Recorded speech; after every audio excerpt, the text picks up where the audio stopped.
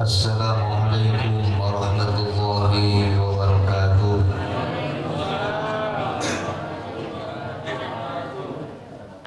Alhamdulillahil qail alladzina yadhkuruna Allaha qiyaman wa qu'udan wa 'ala junubihim wa yatafakkaruna fi khalqis samawati wal ardh. Rabbana ma khalaqta hadza batilan subhanaka faqina adzabannar. Allahumma sholli wa sallim ala sayyidina Muhammad sallallahu alaihi wasallam wa ala alihi wa ashabihi ajma'in. Amma ba'du ayyuhal hadirun wal mustami'un rahimakumullah, ittaqullaha haqqa tuqatih wa la tamutunna illa wa antum muslimun. A'udzu billahi minasy syaithanir rajim. Bismillahirrahmanirrahim. Ya ayyuhalladzina amanu dzkurullaha dzikran katsira. Allahumma iftah lana futuhal arifin amin. Allahumma ya muqallibal qulub tsabbit qulubana ala dinika wa ala ta'atik. Ilahi anta mawsuli wa ridhaka maghlubi atini mahabbataka wa'idina. Hadirin mukarramin, jamaah manakib yang dimuliakan Allah, wabil khusus yang saya hormati Allah muliakan sahibul bait, sahibul maqasid Al-Mukarram Kiai Haji Anwar Dana dan seluruh pengurus majlis zikir manakib Riyadhul Abah di 37. Mudah-mudahan Allah senantiasa memberkahi kita semua. Bapak dan Ibu yang dimuliakan Allah. Ibu ada di atas, Ibu. Ibu cager, Bapak bager, cager bager. Mudah-mudahan sehat walafiat semua, lahir dan batin, jasmani rohani. Hadirin rahimakumullah.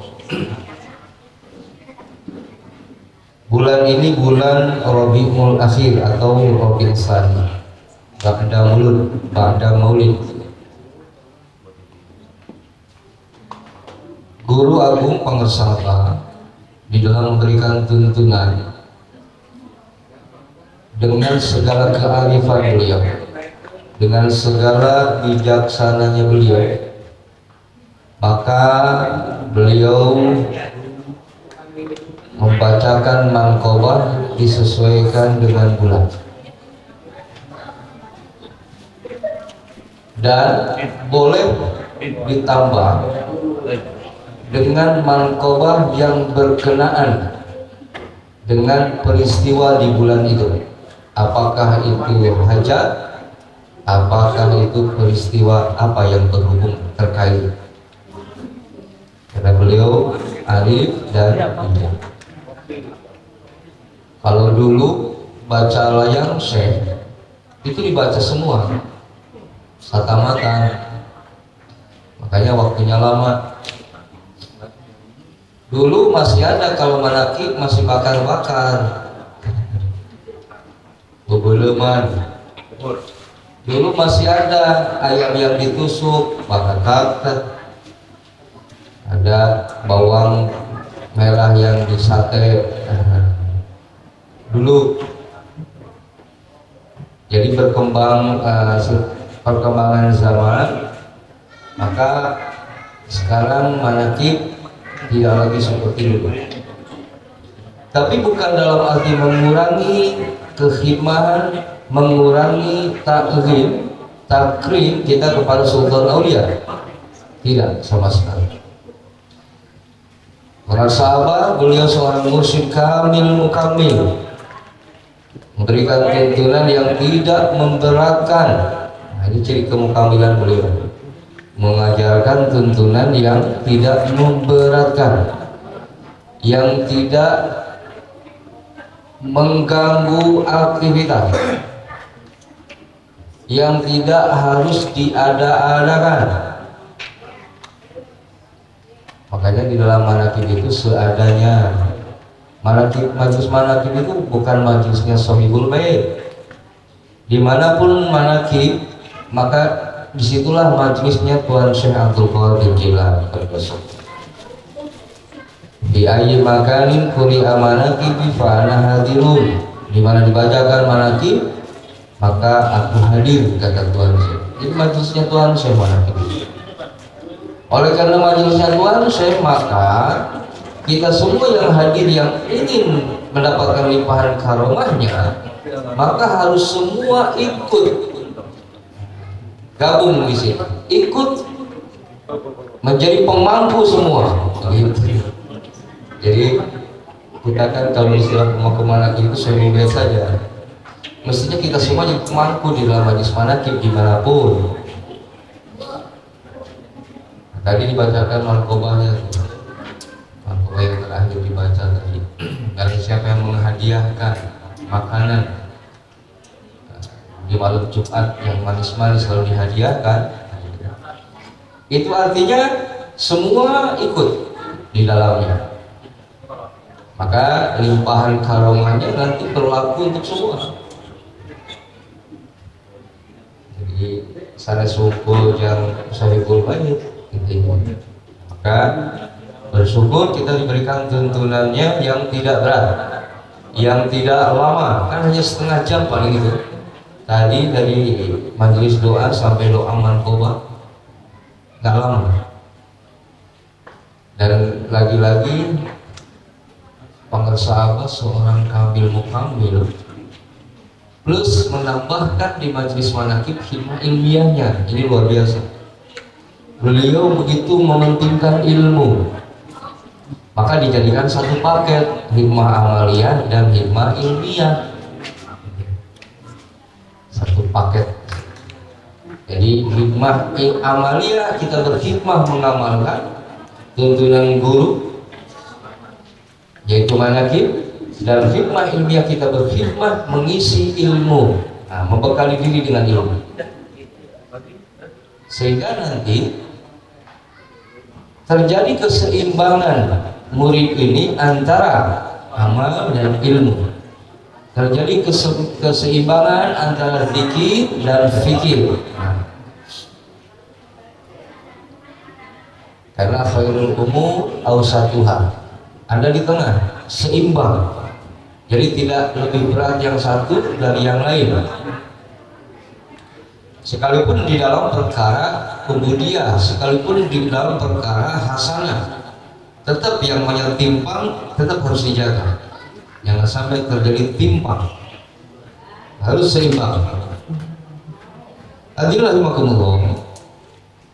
Kemudian di dalam bulan Rabiul Akhir, tuntunan yang dianjurkan bagi qari yang dibaca ayatnya yaitu surah Al-Imran tadi, ayat 190, diawali dari situ. A'udzu billahi minasyaitonir rajim. Inna fi khalqis samawati wal ardi wa khilafil laili wan nahari laayatin liulil albab. Itu ayat 190. Di ayat itu ayat tentang seorang ulil albab atau ulil albab, makomnya ulil albab, dan dijelaskan di ayat selanjutnya. Alladzina yadhkuruna Allaha qiyaman, orang-orang yang berzikir ketika berdiri atau saat berdirinya, wa qu'udan, dan saat duduknya. Ini ada tafsirnya, zikir di berdiri dan duduk. Jadi ada satu thariqah zikirnya sambil berdiri. Nah, ini menafsirkan ayat ini. Jadi sambil berdiri dia berzikir, la ilaha illallah, dan posisinya ada yang melingkar macam-macam. Kemudian setelah berdiri dia duduk, la ilaha illallah, wa qu'udan wa ala junubihi, dan berbalik. Jadi itu tafsir sebagian. Tapi tafsir yang mau disampaikan dari ayat itu, alladzina yadhkuruna Allaha qiyaman, itu wa qu'udan wa ala junubihim, maknanya adalah zikir ala kulli hal. Jadi berzikir pada saat sedang apa di mana, dalam setiap keadaan. Itulah zikir khafi. Nah, itu tafsirannya. Nah, ulil albab adalah orang-orang orang yang berzikir selamanya dalam kondisi apapun, di tempat apapun, dalam waktu apapun.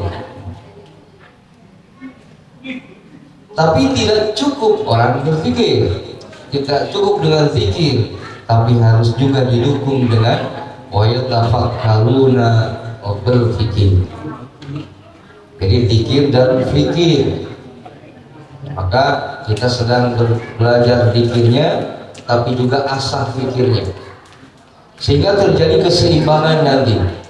So, kalau tidak seimbang akan berakibat nanti. Apakah zikirnya yang kuat fikir lemah, atau fikirnya kuat zikir lemah, semua berakibat nanti dampaknya.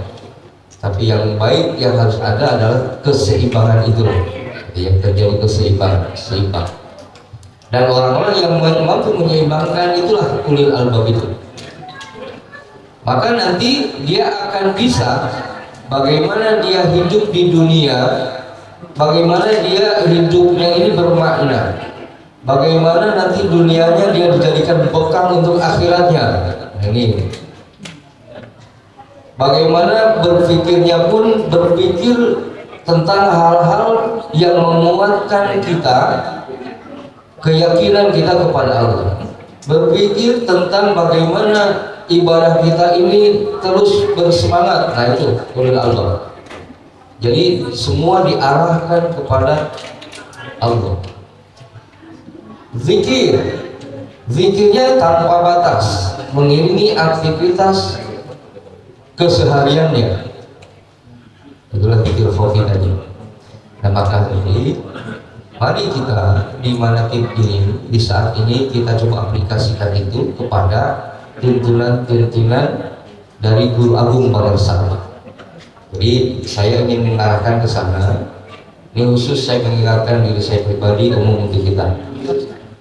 Bapak dan Ibu jamaah menanti rahimahullah. Bersyukur Bapak Ibu yang sudah dapat talqin dikir. Bagi yang belum, kemudian menginginkan talqinnya, nanti silakan selesai acara ini ada majelis talqin. Nah, bagi yang sudah talqin, lalu kita mengamalkan tuntunan dari Guru Agung Pangersama, mursyid dari Thariqah Qadiriyah Naqsyabandiyah, dengan segala aturannya, dengan segala tuntunannya. Nah, di dalam mengamalkan, bagi seorang murid, maka kita semua punya satu hikmah yang sama, yaitu mengamalkan, mengamankan, dan melestarikan ajaran Thariqah Qadiriyah Naqsyabandiyah Pondok Pesantren Suryaraya Tasik. Kita mengamalkan terus sedang dilaksanakan, mengamankan. Nah, sebagian juga kita sudah bisa berupaya mengamankan. Mengamankan dari apa? Kalau dalam hal ini, mengamankan dari tercemarnya tuntunan guru, tidak terjaganya kemurnian guru. Nah, apakah kita sudah melakukan di sini menjaga itu? Kalau belum, kita mulai jaga. Jangan sampai tercemar, jangan sampai terjadi beragam tambahan dan pengurangan. Berarti sudah tidak terjaga nanti tuntunan gurunya. Berarti bukan lagi murid kalau tidak menjaga tuntunan gurunya. Lalu melestarikan. Nah, salah satu melestarikan, kita mengajak saudara, keluarga dulu, mengajak keluarga, kemudian saudara, diri dan keluarga, di dalam rangka menjaga ku anfusikum wa ahlikum nar, menjaga diri keluar dari api neraka. Maka wajib kita mengajak mulai dari diri keluarga dulu. Dan di samping menjaga itu, melestarikan supaya keluarga kita pun ikut sama-sama berjalan di satu jalan yang sama menuju Allah. Jadi kebersamaannya bukan hanya di dunia nanti, terus sampai akhirat kebersamaannya dengan ridho Allah. Karena kalau tidak seperti itu, nanti akan masing-masing kita berjalan. Sekarang kita saling kenal, saling ngakui hubungan anak, orang tua, saudara. Nanti kalau berbeda jalan, nggak kenal semua. Nanti kamu siapa, saya siapa, nggak kenal. Kalau tidak satu jalur tuntunan, tidak satu jalan, anak kemana, ibunya kemana, bapak kemana. Tapi kalau sudah dari sekarang bersama-sama dalam satu perjalanan, maka nanti pun begitu, kita akan sama-sama terus.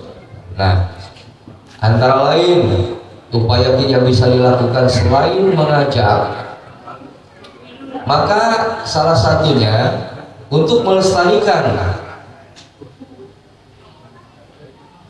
Pernah nggak atau pernah nggak terpikir kita punya anak banyak, lalu ada satu yang dipondokkan di Suryalaya?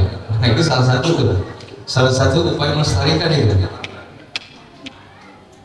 Dari sekian anak nih, yang satu sekolah umum, yang satu di madrasah, satu di pondok, tapi pondoknya bukan Suryalaya nih.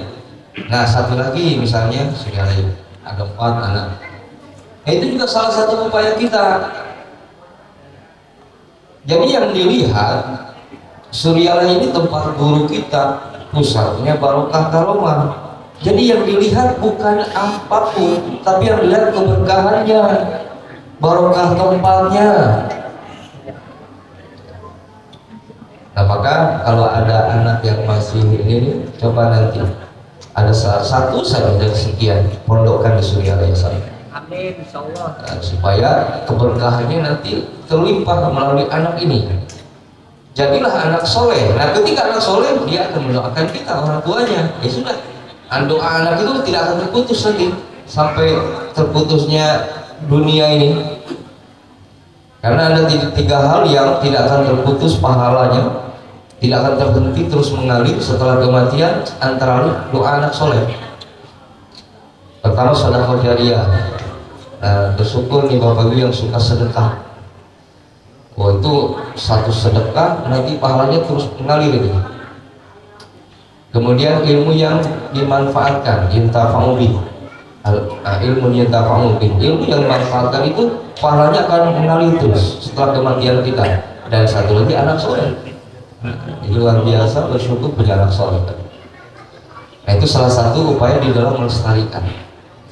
Lalu kemudian di dalam upaya berpikir yang pikirannya kita arahkan dalam penguatan ini, saya ingin bahwa apapun yang kita coba pikirkan, apapun yang disampaikan di dalam hikmah ilmiah, ilmu-ilmu apapun yang disampaikan, mohon untuk ilmunya disampaikan demi menguatkan tadi, demi penguatan amalia, penguatan keyakinan di dalam bermusik. Itu yang harus ada di kalangan kita ini. Karena itu nanti tugas Mubali menyampaikan itu. Nah, di kajian-kajian ilmu-ilmu itu. Tapi tolong arahkan ilmu-ilmunya, pemahamannya untuk penguatan. Jangan malah bikin kacau pengaruh dan pemahamannya. Jadi bukan menguat, malah jadi kacau pikiran. Akhirnya mulai berpikir macam-macam tuh. Mulai akhirnya coba ditambah nanti amalia, coba dikurang, dibuat pantas dan seterusnya. Sayang ya, kita sudah dibuat ikatan yang utuh, lalu kita mau coba urai, mau coba berai. Sayang, karena nanti kembali kepada kita semua pengamal. Apalagi kita ini sudah lama bertorikohnya. Sayang kalau karena hal tadi lalu kita terurai, pecah, pisah. Kita sudah diikat betul oleh guru ini, tapi kita yang mencoba memisahkan diri. Nah, akhirnya rugi kita. Nah, jadi di dalam rangka penguatan amalia antara lain, nah tadi saya dengar majelis abahku ini malam ini 40 hari riyadhah, 40 kali dari riyadhah manaqib, betul ya? 10 bulan. Alhamdulillah, berarti 10 bulan. Nah, inilah yang harusnya ada pikiran-pikiran itu. Bagaimana supaya amaliyahnya semakin kuat? Maka bantulah dengan riyadhah. Jadi riyadhah itu untuk alat bantunya. Tapi yang terpenting dari riyadhah tadi, bentuk riyadhah itu adalah melatihkan dari tuntunan pokok, itu yang utama riyadhah. Meriyadhahkan pikirnya, meriyadhahkan khatamannya. Riyadhah itu latihan, melatihkan dan meriyadhahkan manakibnya. Nah, di sini meriyadhahkan manakib setiap minggu ya. Sudah masuk 40 kali. Syukur alhamdulillah. Nah, tapi jangan juga terjebak. Jadi maksudnya begini, terjebak itu. Dengan riyadhah ini lalu nanti kita ada kebanggaan, ujub, nanti nggak boleh. Wah, saya sudah 40 kali manakib riyadhah, lalu merasa hebat. Nah, itu terjebak nih, begitu hati-hati. Rugi nanti. Kita sudah masuk pada tahapan yang luar biasa, gara-gara ada ujub kembali kosong. Dan tujuan dari riyadhah itu setelah selesai riyadhah agar terbiasa, itu sebetulnya tujuannya, supaya terbiasa dengan enteng, nyaman, enak, hampang. Nah itu dijalaninnya dengan latihan-latihan itu supaya nanti kan gak dirasa lagi berat, supaya terbiasa gitu. Dan istiqomah tujuan. Nah ini kebanyakan dari riyadhah itu selesai riyadhahnya sudah selesai. Jadi ada riyadhah manakib ke Suryalaya nih. Setiap bulan manakib sampai 40 kali, berarti 40 bulan. Nggak boleh putus. Nah, latihan kan. Setelah selesai 40 sudah nggak ke Suryalaya lagi. Nah berarti terjebak kalau seperti itu. Yang mestinya setelah 40 bulan jadi keterusan, jadi terbiasa ke Suryalaya tiap bulan gitu. Itu yang luar biasa. Jadi makanya dalam riyadhah itu hati-hati, ada masukan, ada dorongan, target-target. Nah, tujuan-tujuan dari riyadhah, hati-hati. Itu akan menjebak nanti. Maka kosongkan, sekalipun ada tapi lepas. Jangan nyangkut lagi. Kalau nyangkut terus akan menjebak nanti. Dan kita terjebak, bisa dipastikan. Tapi kalau kosong, mengamalkan riyadhahnya sudah kosong. Di awal memang ada, wajar. Ada satu tujuan, hajat dan seterusnya. Tapi agak selewat saja, nggak usah terus berlama-lama. Yang harus ada, lepaskan semua, kosongkan, pasrahkan. Nah itu yang luar biasa. Nanti beda nanti ketemunya setelah hasil dari riyadhahnya dengan yang selalu nyangkut terus hajat tujuannya. Nah itu yang riyadhah. Dikir mana yang harus dilakukan dari dikir jahar, angka-angkanya. Ini angka riyadhah. Awali dengan angka riyadhah. Di samping memang itu jumlah dari kalimat thayyibah, nilai jumlah, tapi di samping itu angka riyadhah. Maka usahakan latihkan sampai 165 setiap waktu. Kalau belum, di situ dulu. Kalau misalkan masih ada 3 kalinya, nah kita berarti belum istiqomah di angka 165-nya. Itu dulu yang diriyadhahkan.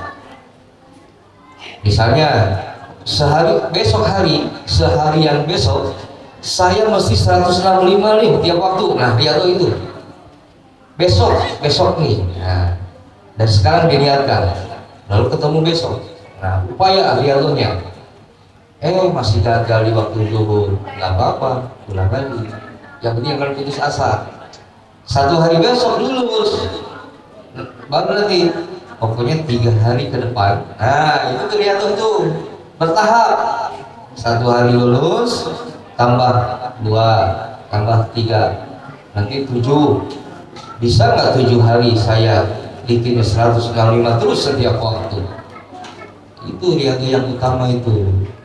Nah, selesai, saya cobakan 40. Nanti setelah itu akhirnya terbiasa begitu. Nah sudah terbiasa istiqomah 165-nya, naikkan angkanya, itu riyadhah. Dari 165 jangan dulu langsung puluhan ribu. Ini kadang-kadang kita pengen cepet ini sih, nafsu jadi bertahap.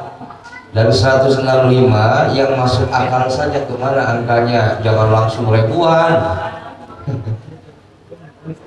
Misalkan mau angka berapa, masih di bawah 1000 gitu. Lalu latihan lagi di angka itu. Silakan, nggak ada keharusan. Misalkan dari 165 harus angka berapa, nggak ada keharusan. Yang penting kita kan, meniatkan pada kita yang kira-kira mampu di angka itu. Saya bismillah ini besok riyadhah, setiap habis sholat dikir saya mau dari 165 jadi 365 misalnya. Udah latihan lagi di situ. Nanti dikirnya sudah istiqomah di khotaman. Nanti khotamannya masih dicicil-cicil nih 3 kali.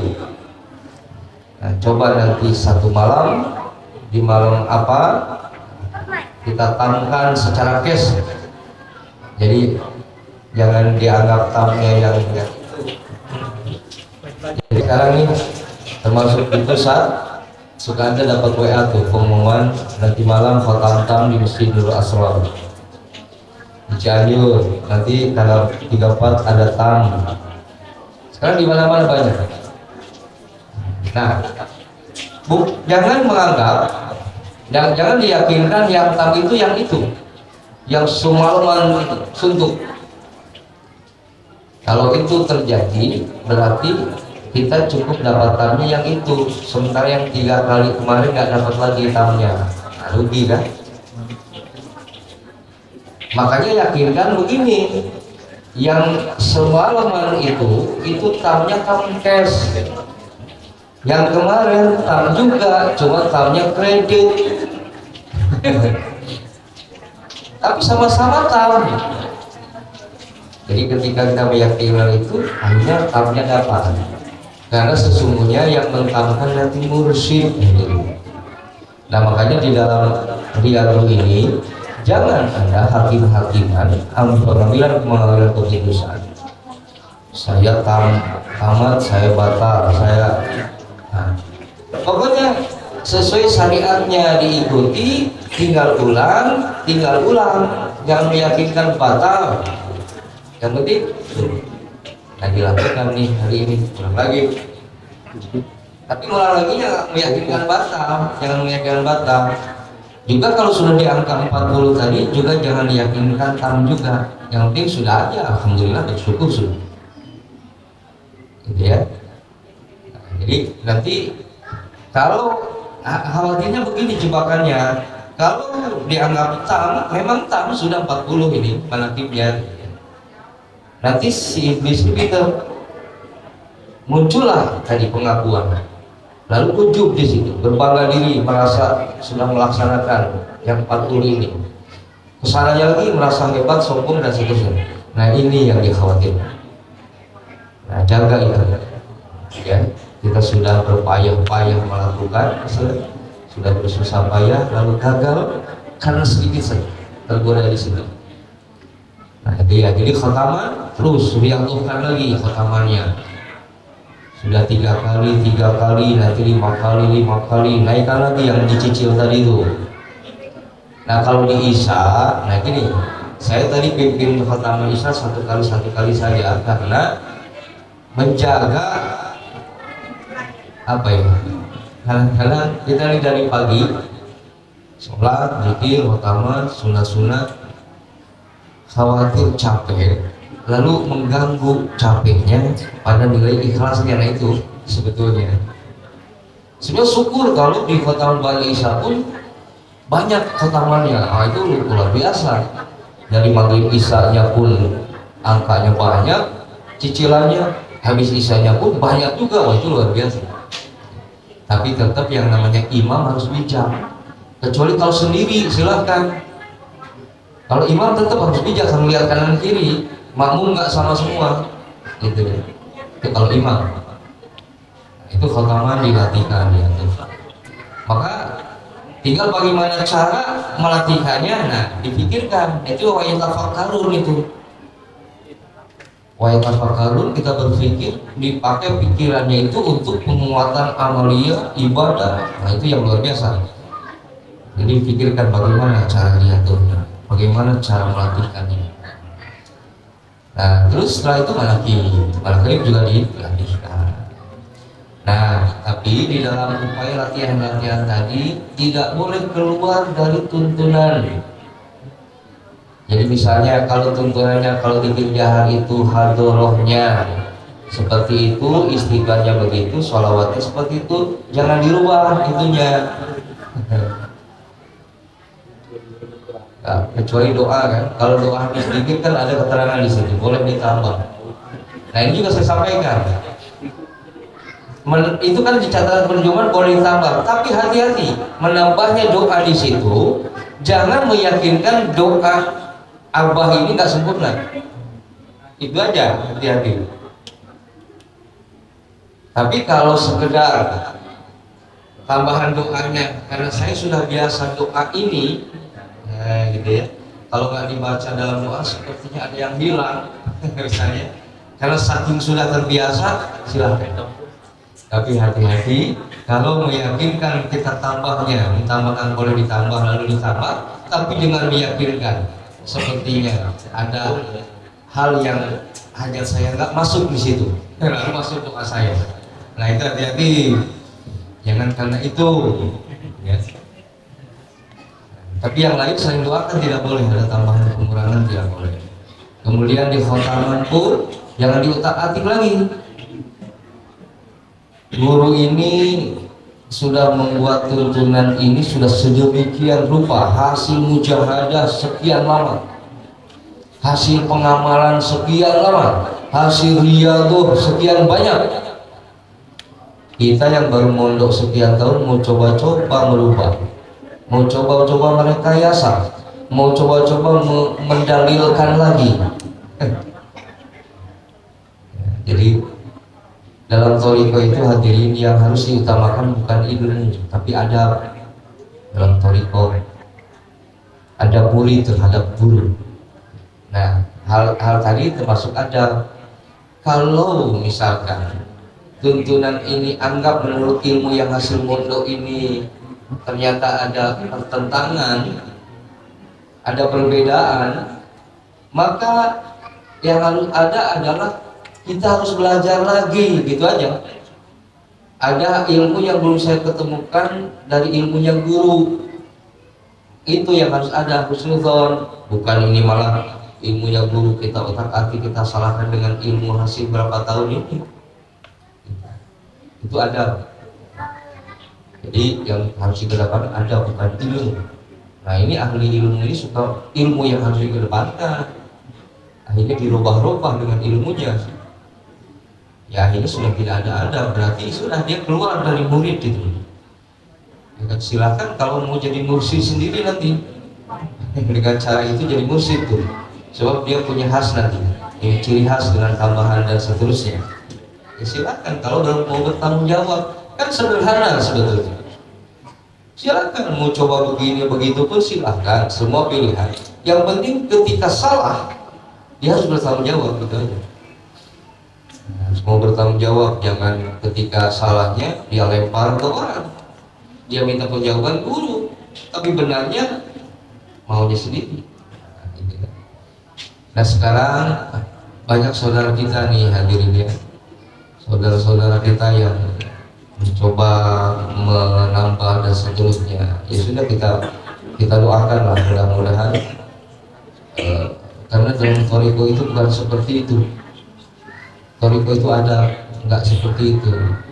Nah kalaulah memang itu sedang keluar dari jalur, maka kita doakan kembali ke jalurnya, gitu ya. Kalau dia sedang berbelok, mudah-mudahan kembali diluruskan gitu. Karena bagaimana itu ke saudara kita juga, gitu ya. Nah kita mohonkan pada Allah segera dikembalikan. Jadi semua ini kan memainkan lakon semua kita di dunia. Kita tidak tahu di akhirnya seperti apa. Makanya jangan terlalu depan juga kita membuat satu pernyataan. Misalkan wah si dia ini salah nih, kualat nih misalnya, itu sudah putusan. Jadi jangan, kalau putusan jangan.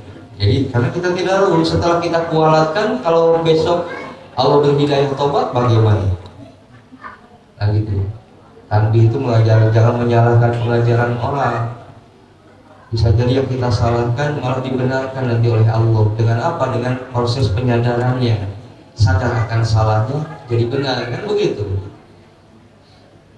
Jadi yang penting kalau secara pemahaman kita itu salah, baru pemahaman kita salah. Jangan menjadi hakim terakhir bahwa itu salah. Baru sebatas apa yang kita pahami salahnya, belum salah menurut Allah. Nah, jadi itulah yang harus ada ketika wa yatafakkarun, kita berpikir itu, mengolah akal fikir itu untuk arah-arah yang seperti itu. Jadi agar pikiran kita selalu berada di jalur yang benar, selalu husnuzon, tidak suudzon. Nah kalau sering suudzon, nah masih bengkok-bengkok tuh pikiran ininya. Tapi kalau sudah selalu husnuzon, nah itu berarti sudah berpikirnya sudah lurus, sudah benar, sudah bersih. Tapi bagaimana bisa berpikir bersih dan lurus kalau qalbunya kotor? Maka talqin itu menjadi kunci untuk alat sebagai pembersih qalbu. Maka talqin itu sebetulnya hukumnya wajib. Hubungannya dengan tasfiyatil qalbi, hubungan dengan tazkiyatil nafsi, menjadi wajib. Kalau dihubungkan kepada tasfiyah, tazkiyah. Wal wajibu 'ala insan talabul haidil qawli ukhuwa bil ahli talqin qabla al-fawtil waqti. Tuhan Syekh mengatakan itu dalam kitabnya. Jadi wajib ain, wal wajib. Nah itulah ulul albab hadirin. Jadi mudah-mudahan kita ini termasuk di antara ulul albab. Orang-orang yang berzikir. Sekarang kita terus belajar berzikirnya melalui talqin ini, diamalkan zikirnya, kita olah fikirnya, berfikir. Maka bekali fikirnya dasari dengan qalbu yang bersih, dan fikir dari talqin ini membersihkan qalbu. Nanti dari situ tinggal bekal ilmunya untuk berfikir tadi, berfikir yang benar.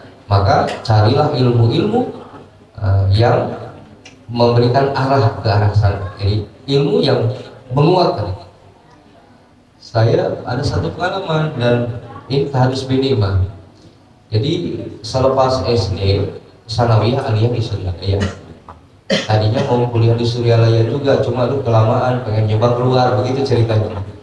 Dan diizinkan abah waktu sanawiyah aliyah saya mau keluar belum boleh. Nah, pas kuliah diizinkan. Sudah, tapi saya berpikir begini, kalaupun nggak lulus saya nggak kemana-mana, saya pasti di Suryalaya, begitu dalam pikiran. Ternyata daftar di Ciputat, di Syahid, di IAIN diterima. Udah gitu diterimanya memang pilihan saya, pilihan pertamanya akidah filsafat, pilihan keduanya syariat perbandingan mazhab, tapi yang diterima di akidah filsafat. Orang-orang rupanya pada takut di filsafat. Dan setelah dipelajari, memang kalau pentingnya tidak kuat, belajar filsafat itu luar biasa, benar-benar menginikan kalau nggak kuat itu. Bisa tersimpan, bisa menyimpang gitu. Tapi bersyukurnya dengan bekal sanawiyah aliyah di Suryalaya ini yang saya maksud berkah itu. Jadi di Suryalaya itu bukan ilmu yang diambil dari sekolah di Suryalaya, barokah gurunya. Karena saya rasakan harus minimum barokah itu. Ketika masuk di filsafat, malah sebaliknya dari teman-teman di filsafat. Teman-teman di filsafat banyak ngaco, banyak terpengaruh, banyak, jadi akhirnya start di pertengahan jalan, nggak sampai ke tujuan akhir. Padahal kalau saya sampai ke tujuan akhir, filsafat nggak menyesatkan itu, enggak. Karena berhenti di tengah jalan, akhirnya jadi menyesatkan. Makanya pantas Imam Ghazali pernah mengharapkan filsafat ketika berhenti di tengah, nggak sampai ke akhir. Karena di filsafat itu kita pertama harus meragukan yang sudah benar di filsafatnya. Jadi mau belajar filsafat itu begitu. Benar nggak Allah itu ada? Diragukan dulu. Benar nggak Al-Quran kitab suci? Diragukan dulu, semua diragukan. Benar nggak baginda Rasul Nabi terakhir? Wah, semua dilakukan. Nah, baru situ pencarian. Nah, pada saat pencarian ini yang kadang-kadang harus benar-benar bentengnya kuat. Nanti kalau salah-salah, akhirnya nggak percaya lagi Nabi. Nah, kacau. Sampai yang nggak pernah lagi sholat. Ada teman saya yang nggak pernah lagi sholat, cukup eling dari itu. Malah ada yang pindah ke sekolah Kristiani. Gara-gara di pertengahan jalan itu tadi kacau. Nah, saya sebaliknya 6 tahun, padahal pengajaran Salawiyah Aliyah kan pengajaran yang sebenarnya yang enteng aja, nggak berat-berat kayak kuliah. Tapi Masya Allah, itulah menjadi benteng saya waktu di filsafat. Malah belajar filsafat saya justru menguatkan, kalau saya malah menguatkan amaliyah, malah menguatkan tasawuf, menguatkan thariqah. Karena dengan benteng itu saya coba, akhirnya saya tarik-tarik nih pemahaman ini, masukkan pelajaran tasawufnya, masukkan yang ketemu. Nah, gitu. Jadi karena ada basic tasawuf tadi, basic thariqah, amaliyah. Ya alhamdulillah, di saat teman-teman yang ngaco ini, macam-macam ini, saya malah alhamdulillah tambah kuat jadinya dengan bertahap filsafat itu. Ya, itu antara lain. Nah, maka carilah ilmu-ilmu yang menguatkan, jangan justru ilmu ini yang malah akhirnya semakin banyak ilmu malah pikiran kita kok sekarang jadi kacau ini, keyakinan kok jadi begini ya, gara-gara kita belajar banyak paham yang tidak kita filter paham itu. Jadi banyak wawasan silakan, kita penting banyak wawasan itu, banyak ilmu, supaya apa? Supaya dengan banyaknya wawasan, pemahaman, kita bisa arif, bijaksana mensikapi sesuatu yang berbeda dengan kita karena tahu ilmunya. Itu yang benar. Tapi kalau semakin banyak wawasan lalu mengacaukan pikiran, filternya nggak ada, jadi liar apa? Olah kayak gitu deh. Otak istilah bakat tuh pinter, kabarnya. Jadi gitu dah. Jadi sayang kita sudah berlama-lama di satu tempat mengkaji, belajar ilmu, banyak guru yang kita dapatkan ilmunya, tapi karena tidak olahannya kotor, olahannya jadi akhirnya menyesatkan, jadi rugi akhirnya. Nah, jadi seberapa penting ilmu sehingga Allah akan mengangkat derajat bagi siapapun yang berilmu. Ilmu yang digunakan dimanfaatkan untuk menempuh perjalanan meraih ridho Allah, supaya kita wusul pada Allah. Itulah ilmu yang tingkat tinggi. Jadi ilmu yang mengantarkan kita bersama Allah, di dekat Allah. Bukan lagi makrifat tingkat tinggi itu sebetulnya. Nah, asas tujuan dalam thariqah itu, para sahabat memberikan kalimat itu, ilahi anta maksudi, itu makom tertinggi. Dan selama ini dalam ilmu-ilmu tasawuf itu, bahwa yang paling tinggi itu makrifat. Antara lain satu paham makrifat, satu paham lagi liqa Allah. Tapi kalau sahabat mursyid, ilahi anta maksudi itu bukan lagi liqa, bukan lagi makrifat, dia sudah di situ bersama Allah. Maka makom kurban, makom tertinggi. Jadi ilahi anta maksudi itu makomnya makom kurban. Taqarrub itu makom kurban, makom tertinggi. Jadi kalau sudah dekat dengan Allah, dekatnya sudah tidak lagi jarak, tidak lagi pemisah, wahdatul wujud. Wah, itu kalau di pelajaran Al-Halaj sesi jenah belakangan, kalau nggak kuat di dalam basicnya bisa bahaya tuh. Ada hulul, penyatuan, ana al-haq, saya adalah Allah, ana al-haq, nggak lagi pemisah. Kan untuk dipahami secara syariat bahaya itu. Tapi sebenarnya ketika proses wahdatul wujud memang begitu. Al-Halaj hulul, konsep hulul itu. Karena tadinya satu, maka nanti akan kembali jadi satu. Ada manunggaling kaulah Gusti. Nah, jadi itulah pengajaran-pengajaran di dalam bagian dari filsafat ini. Nah, jadi sebenarnya dari sisi keilmuan di situ dia tidak salah, tapi salahnya karena keluar dari syariat. Gitu. Salahnya keluar dari pemahaman syariat sehingga dihukum dengan syariat. Nah, makanya kita pun Bapak Ibu begini dalam pengajaran dikir. Nanti ada saat dikir kita nikmat nanti nggak mau berhenti, keasikan ya pokoknya. Saking keasikan, hati-hati, nanti bisa terbawa roh kita menembus alam berbeda, keluar dari syariat. Nah, di sini kalau nggak ada mursyid bahaya. Tapi bersyukur kita ada mursyid. Tetapi tetap dia nggak boleh berlama-lama di situ, dia harus kembali pada syariat.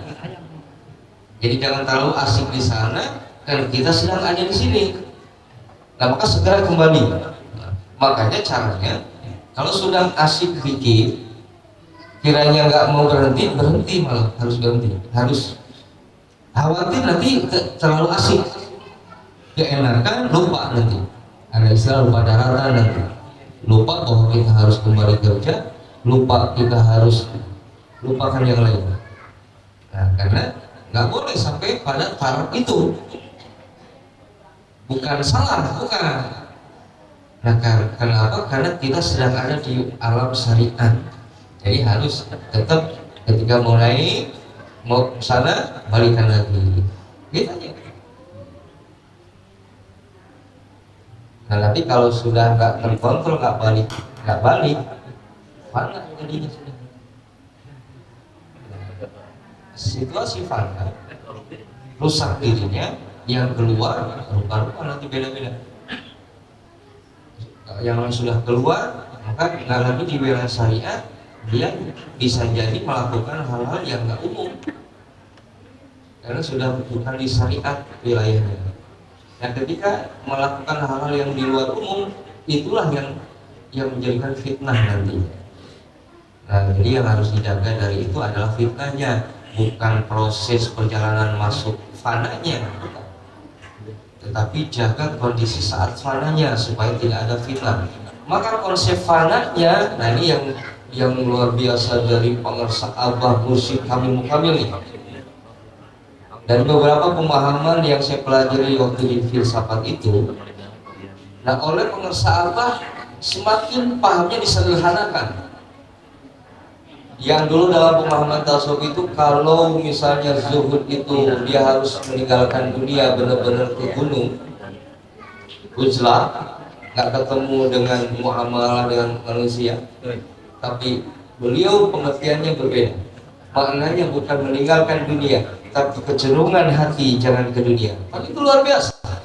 Silakan badan dengan dunia, beraktivitas hubungan dengan dunia, silakan berjual beli dan seterusnya, tapi hati jangan terganggu dengan dunia. Hati kecenderungan jangan ke dunia, tapi hati kepada Allah. Luar biasa. Termasuk fana, memahami fana dari pengersa Allah pun berbeda. Jadi fana itu bukan lagi orang yang keluar dari syariat lalu memunculkan yang aneh-aneh. Tapi ketika kita bisa memfanakan diri, menafikan diri, lalu melebur diri kepada guru adab tadi yang dijaga, itu fana disebut. Jadi seperti kita sudah apapun bagaimana guru tuntunannya seperti ini, ya sudah begini, nggak ada alasan apapun. Fana itu, fana pada tuntunan guru. Ketika ada orang coba-coba nama-nama, marah dia. Jadi sajanya itu, kekuatan sajanya benar-benar lebur pada guru. Jadi sedikit-sedikit nanti kata guru demi guru untuk guru, nggak ada untuk saya fananya ini. Nah, jadi masih terkontrol fananya. Nah, termasuk juga pemahaman yang lain. Nah, makanya kemarin siapa di sini ada yang ikut Abdul yang kedua nggak? Di Suralaya. Nah, bagian kedua itu Abdul di mana disampaikan keilmuan, pemahaman. Kalau di ranking 1 kan itu baru keseragaman dari amalia. Kalau masuk ke ranking 2 itu masuk pada keilmuan antara lain yang saya sampaikan barusan itu, penguatan itu, tapi dengan ilmu disampaikan dengan ilmu. Nah hadirin, jadi kembali kepada bahwa Ali Imran 190, 191, 92 sampai 94 itu berkenaan dengan ulil albab. Dan ulil albab itu adalah orang-orang yang senantiasa berzikir dan selalu memanfaatkan akal fikirnya, jadi berzikir dan berpikir. Nah, semoga kita termasuk orang-orang yang selalu mengasah kolbunya dengan fikir, selalu mengasah otaknya untuk berpikir yang benar. Karena al-insan hayawan natik, manusia itu hewan, hayawan maksudnya, tapi yang diberi akal dan berpikir. Maka ketika manusia tidak memanfaatkan akal fikirnya, maka dia tidak ubahnya hewan, bahkan balhum atau. Tapi ketika dimanfaatkan akal fikirnya, maka dia lebih mulia daripada hayawan. Ya.